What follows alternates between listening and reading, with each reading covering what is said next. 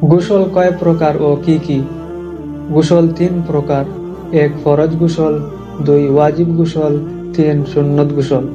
ফরজ গোসল কয়টি ও কি কি? ফরজ গোসল 5টি।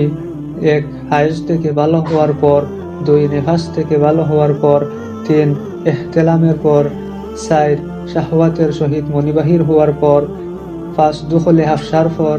মুসলমান মৃত ব্যক্তিকে গোসল দেওয়া ফরজে কিফায়া। ওয়াজিব গোসল কয়টি ও কি কি? ওয়াজিব গোসল 1টি।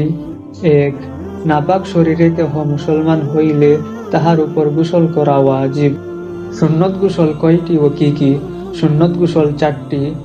1 জুমার দিন, 2 উভয় ঈদের দিন, 3 হাজিগণের জন্য আরফার দিন, 4 এহরাম বাঁধার সময়। গোসলের মধ্যে ফরজ কয়টি ও কি কি? গোসলের মধ্যে ফরজ 3টি।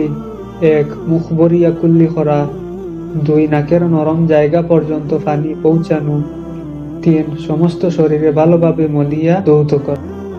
গোসলের সুন্নত কয়টি ও কি কি? গোসলের সুন্নত 5টি।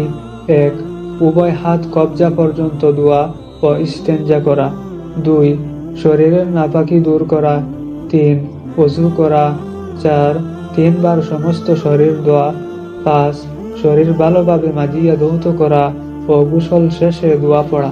গোসল ফরজ থাকা অবস্থায় কোন কোন ইবাদত করা নিষেধ?